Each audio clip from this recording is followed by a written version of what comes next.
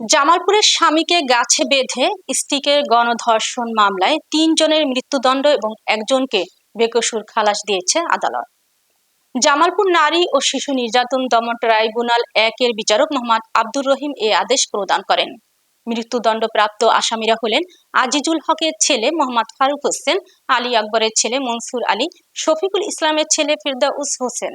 অপরাধ প্রমাণিত না হওয়ায় খালাস পেয়েছেন জামাল উদ্দিনের ছেলে জাহিদুল ইসলাম।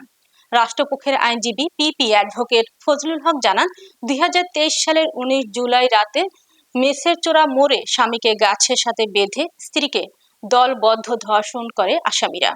এ ঘটনার পরদিন ধর্ষিতা গৃহবধূ বাদী হয়ে সদর থানায় মামলা দায়ের করেন।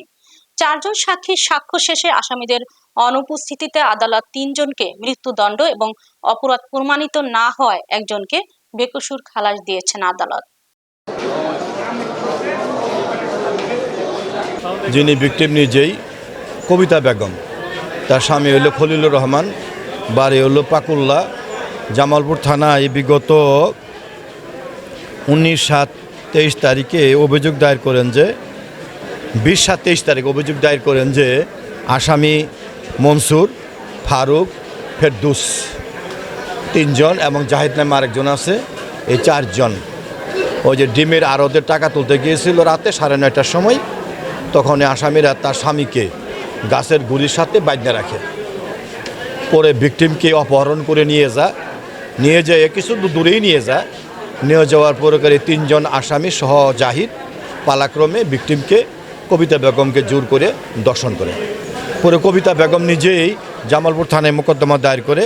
মোকদ্দমার নাম্বার জামালপুর থানা মামলা নম্বর 57/20/2023 আর জিআর মোকদ্দমার নম্বর 615/23 দায়ের করার পরে তদন্তকারী কর্মকর্তা এই মোকদ্দমায় তদন্তে প্রাথমিক সত্যতা পাওয়ায় বিজ্ঞ আদালতে বিচারের জন্য চার্জশিট দাখিল করে। চার্জশিট দাখিল করলো গণধর্ষণের মোকদ্দমা ছিল নারী ও শিশু দমন আইনের 9-3 ধারা /7 ধারা মোতাবেক। পরবর্তী সময়ে এই মোকদ্দমায় আসামিদের বিরুদ্ধে চার্জ গঠন করা হয়। আসামিরা সারা জামিনে ছিল এবং উপস্থিতি ছিল। গতকাল আমরা এই মোকদ্দমায় আসামির আইনজীবীর উপস্থিতিতে আর্গুমেন্ট করি, কিন্তু আসামি গতকাল পলাতক হয়। আজকে এই মোকদ্দমাটা রায়ের জন্য দিন ধার্য ছিল। বিজ্ঞ আদালত জনাব মোহাম্মদ আব্দুর রহিম সাহেব মোকদ্দমার সাক্ষী প্রমাণে সাব্যস্ত হওয়ায় এই মোকদ্দমায় আসামি মনসুর, ফারুক এবং ফেরদৌসকে নারী ও শিশু দমন আইনের 7 ধারা মোতাবেক যাবজ্জীবনের কারাদণ্ডের আদেশ প্রদান করেন এবং আরও আদেশ প্রদান করেন যে নারী ও শিশু নির্যাতন আইনের দমনের 9-1 ধারায় ওই 3 জন আসামিকে 3 জন হলো মনসুর, ফারুক এবং ফেরদৌসকে মৃত্যুদণ্ডের আদেশ প্রদান করেন। অপর আসামি শিশু থাকায় শিশু মোকদ্দমা ছিল 88/24, ওই মোকদ্দমায় জাহিদকে খালাস প্রদান করে।